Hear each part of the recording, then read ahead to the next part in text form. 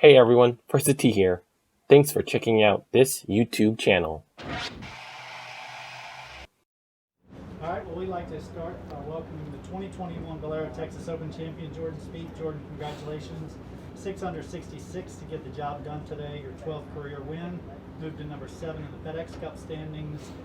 With all that said, so many of us have been thrilled, waiting, knowing it was just a matter of time to get you back in the winner's circle.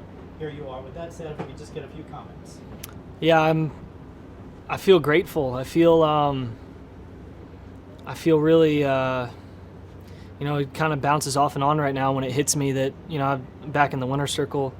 It's just been, it's been a road that's had a lot of tough days, and I've had people in my corner that have always believed in me, and even when, I've kind of believed less in myself. So I just feel a lot of gratitude to those who have helped me kind of get back here. And, my wife has been just a rock to me. This is my first win since we've been married. So it's been progressing this way since maybe December. But before that, there was a lot of tough times, and when you're struggling at work, you try not to bring it home and that kind of stuff. And it's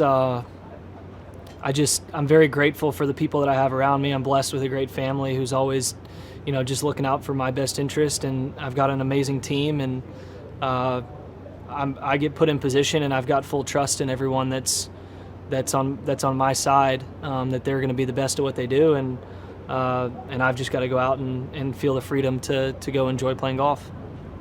You kind of touched on that with that answer, but I was thinking about your comment earlier on the green where you really spoke highly to the value of the lightness that has kind of come over you. Is that along the lines of what you were just saying? It's really just kind of helps you relax more, knowing the results will take care of themselves if you keep practicing what you've been doing? I really didn't have great control of the ball this weekend at all, and when I would have really maybe started to freak out and change swing feels, instead I stuck to my guns and said, what I'm doing is the right thing. Let's just try and figure out kind of what we got. Do we have a shot that we can play? How are we going to step into this next one confidently? Let's play some, Bubba shots if we need to, some bigger turners one way or the other to just establish some feel into the game and get away from kind of the technical side when the technical side doesn't feel great. So that's been a learning process over the last kind of few Sundays in contention, when you get a little anxious and you're a little tighter and you're not kind of swinging as freely. And I thought today just that lightness stayed about me the whole day. Even when Charlie kept, throwing birdies at me, I was able to kind of just say, all right, if we hit it to point A here, we hit it to point B here, we put a good stroke on it here, we're going to get this job done. We're in the lead, we're in control. So I've done really well in my career in closing with the lead. The extra nerves today were just in not wanting to have to sit there and have it be a few times this year, and that monkey on my back that continues to be there, that I don't feel myself, because I feel when I'm in contention, I feel a lot of positivity. But it's sometimes really difficult to kind of separate that from the expectations when you step in an interview room and you're supposed to win all the time. So, for me, it's been about throwing out results and instead work on freedom. And if I'm feeling freedom out there, then I'm loving what I do. And if I love what I do, I'm going to do it well. Okay. All right. Well, with that, we'll take a few questions. And before I start with the questions, just a reminder, if you do have a question, please type into the chat that you do have a question, and I will do my best to get to you. That said, we will start with Dave Shedlowski. Dave, go ahead. Jordan, happy Easter. Same to you. And congratulations. Thank you. Would you classify this maybe more as a mental win as opposed to a performance type win? Because there's a lot of hurdles in golf that are more mental than anything else. It's a good question. It's so soon. I probably will. Yeah, I probably will classify it more as an important mental. Yeah, I mean, but at the same time, I didn't feel any extra nerves that I didn't have, a couple months ago or even, a few years ago. So looking back, yeah, I mean, I can say off the course, there was certainly, I felt a little like, I really want this badly, and versus I really want to be back in the winner's circle versus just kind of playing and going about the season. But really, I think I could say the same about kind of the actual performance piece of it as well. I mean, the performance is what for me threw off the mental side, the mechanical side of things, and at least to get on the right track has given me enough kind of freedom and start lines to have the confidence to, when Charlie chips in on 13 and hits a bomb on 14, and it's all of a sudden it's at 2 shots. I've got to step up and hit a shot when there's trouble right, where I've really historically, when I was off, that would have been just a awful tee shot for me, and to step up and hit just a beautiful drive down the left side. It's just stuff like that I've been building that confidence on the performance side over the last, couple months under pressure, and I've hit some really good shots and I've hit some really good putts, and today the putts happen to go in versus, say they're in Orlando or Pebble or Phoenix. Just one more thing. You made winning look so easy a few years ago, and I'm wondering, did it feel easy to you then, and why did it get hard after it looked so easy? Yeah, I mean, it's never been easy. Did it look hard today? I shot 6 under and made 5 birdies, no bogeys after the 4th hole. So I guess I would say it actually probably looked easier today than it did in 2017 in the British and in Travelers. So I mean, it's never been easy. I've always been somebody that under pressure has had tendencies that I've had to learn and get through. And I don't know if there's anybody that plays better golf, anybody in their own game that plays better golf under pressure than when they're just totally comfortable. So it's all about that fight of learning how to control that. But it's never been easy. I really struggled through after my first win to get my second. And I had a lot of chances when I was swinging the club a lot better than I am right now, and just didn't pull it off. And I'm way stronger mentally than I was in that 2014 time frame. And I can compare it kind of to then as just a time where I struggled to get into the winner's circle in contention. And that's why I draw those similarities. And I had to kind of learn the patience of a final round, and it just took me a couple extra times over the last couple months in contention to just kind of relearn that a little bit, relearn that patience and that lightness that you need, that anything can happen. Expect Charlie to chip in, but knock it in right on top, or just keep playing point A to point B, set a goal for the rest of the round, and play the golf course and don't play the field. So it's just little things like that, keeping your head down and just understanding if you've got enough, then the bounces are going to go your way if you keep putting yourself in position. You played great today. Thank you. Congratulations again. Thank you. Okay, next question comes from Kevin Robbins. Kevin, go ahead. Hey, Jordan. Many congrats. Thank you. I wonder if is there anything that, in your view, has been made too much of since 2017? I'm not really sure. I mean, I do a really good job of blocking out the noise. The only noise I hear are really just in the interview room. I don't see anything, don't read anything. I mean that. I started doing it kind of in the middle of 2018, and it's been really good for me. I haven't missed it. So I couldn't tell you. I mean, there's probably been people who have blown up on one side and the other. I mean, I'm sorry. I wish I had a better answer for you. I'm not sure what maybe would have been such a big deal, other than if it's a massive deal to not win over a 3-year time frame, it means that you were pretty successful before that, because no one was telling Charlie Hoffman, no questions were asked about the last time he won. So, or Matt Wallace, So, I guess that's expectations, maybe age, whatever it may be, past history. But I mean, if anything, that should only give me more confidence that, my abilities should be that I'm in this position, very often, and that's the goal. Perfect. And one more, please. Given what you've been through since 2017, how do you manage these powerful things like expectations and assumptions and what you might have taken for granted before now? Now going forward? Yes. I've got quite a bit to piece together in my game, so it's actually pretty easy for me to put my head down and actually focus on getting to work for this next week. I mean, I've got some things that regressed a little bit in my swing over the weekend this week versus how good it kind of felt maybe Thursday, Friday.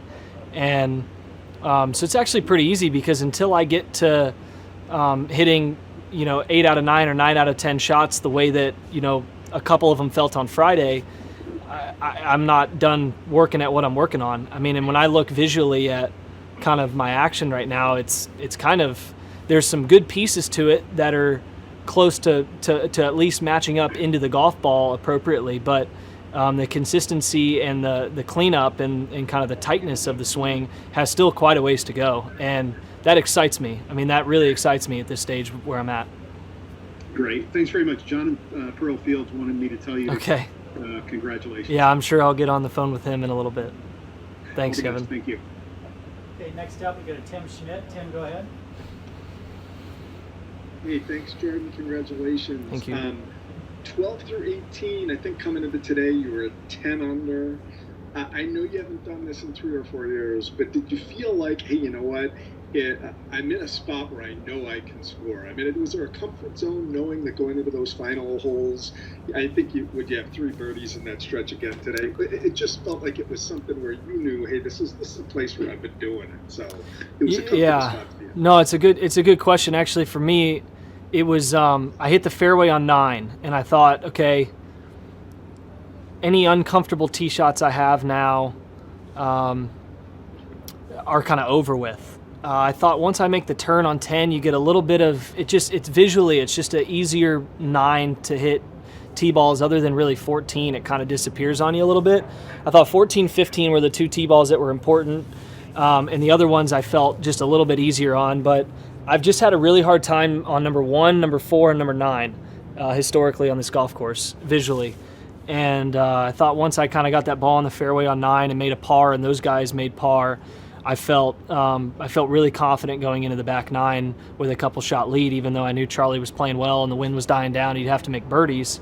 I thought that, I actually made better swings on the back 9 today than I did on the front, and the other rounds it was Thursday and Friday was almost flipped. So I was sitting there saying I got wedge opportunity on 11, 12, 14 you got a chance, and then having made birdie on pretty much every hole coming in earlier in the week, there was a level of comfort there that went away maybe on 17 after Charlie made it on 16, and then I couldn't tell how close he was on 17, and so the approach shot into 17, the ensuing putt, and then the drive on 18 were kind of the 3 best shots I've hit in a very long time under that kind of pressure. They were just very difficult. I mean, I hit my hybrid about 300, and I don't really know how, and had to I almost got a little too close and hit a really nice wedge and really nice putt, and that was the difference maker, obviously. All right, we've let you have like 90 seconds to enjoy this. Of course, we have to start talking about future goals and things. The 3 previous majors that you've won, you either came in first or second or third the week before. Man, that's got to be a good feeling knowing what you got coming ahead of you, right? That this is usually where you want to be going into something like Augusta. Yeah, absolutely. In form is probably the most important kind of phrase in our professional sport. I felt in form for a little while now. I felt that form needs to improve in certain ways, and I know how to do it. It's just reversing the tens of thousands of balls I hit the wrong way. And so it's going to take however many thousand the right way in practice to transfer fully to the golf course. But I felt in form enough to be able to trust some shots and really gain a lot of confidence under pressure and playing golf. And I go to a place that I feel really, I've almost won there after missing the cut the week before. I've won there after finishing runner-up. It really, for me, going to the Masters, if I missed the cut this week or I won this golf tournament, there would be very little difference in my mindset going into Thursday at Augusta. But certainly there is still a bit of a difference, and that is that I had to hit shots under pressure and see where things were on and where things were off, and make these just minor adjustments as we go into these practice days. Last one real quickly, because I know my spouse if I hadn't won something for a long stretch after getting married, my wife I know would be like, "Thank God you finally did that," so people don't say it's me. What's the reaction from Annie? Because she has been so supportive. You've talked about it multiple times over the past few years. We did this together. Yeah, she got me emotional there on 18, seeing her emotional running up. I mean, I can pinpoint a number of different moments where I've been in a bad place, and then I can picture some moments where I've been just talking so positively to her coming home and having her just help progress that forward, and she's just given me a lot of space. I've said, look, I'm going to have to put some long hours in, even longer than when you've known me before, and this is what I want right now. We don't have a family yet, and I really want to get back to playing consistent golf and just being me and playing with freedom, and she's just been that person that said, whatever you need to do, I'm here to support you. Let me know how I can help. Let me know when too much is too much. Let me know if it's not enough. And it's just been, she's been really unbelievable. Congrats again. Thanks. Thank you. Okay, we've got time for one more question, and for that we'll get back to Dave Shedlowski. Dave, bring it home. Because Jordan can't get enough of me, I know. Jordan, you'd said in your television interview that the victory was monumental, and I think we can understand why, because it has been a tough road to get back to where you want to be. That's the way golf is. Can you put into words the feeling, whatever the emotion is, of getting over this hump again and knowing now going forward, well, I've got this again. I've been through the experience. Yeah, I think I probably used an adjective that was a little aggressive, just having been 30 seconds after the putt went in. Actually, I didn't think so. Yeah, I actually didn't feel, I felt I would be more emotional on the green or when I tapped it in, and it fortunately felt somewhat comfortable. And I felt pretty comfortable even there on 17, just trusting the process and what I was doing. Even just closing in, I felt like it was, I'm supposed to do this. This is like me. This is what I do. And that kind of attitude, I've had it come in the other way too, and that kind of came onto me with that kind of confidence today. Just saying, whatever Charlie's going to throw at me, I'm going to be the one that has the chance to win on the last hole. And I think that, when I said that afterwards, I think that it's just nice to then feel a little freedom off the golf course. I think that's more important. I already felt, what I wanted was the freedom on the golf course, but it's nice to know that, I'm not stepping into always negativity everywhere I'm going in and getting asked questions. And that hasn't really been the case over the last couple months, but boy, it's just, I've been so positive lately. Our team's been so positive lately. Whether it's been a Sunday where I didn't close it out or whatever it may have been, it's still always been, man, that was a great week. We're progressing forward. And sometimes that can get hindered when you step, away from the team. And it's just nice to feel, I think it's just an exclamation point. I personally didn't feel like I needed this win. I felt like other people needed this win. And Michael did a great job today of telling me, he was like, look, these guys Matt and Charlie, these guys are playing for a lot more than you're playing for. Like, whatever you're feeling, they're feeling more. Charlie's trying to get in the next week. Matt's trying to get a job, a tour card. These guys have a lot more to play for than you, and we're trying to make progress into next week. Is kind of his way of, as much as we clearly were very focused on winning this golf tournament and that being important, but I think that was his way of freeing me up, and I thought that was really good advice today. Again, well done. Congratulations. Thanks. Enjoy it. And good luck at the Masters. Thank you.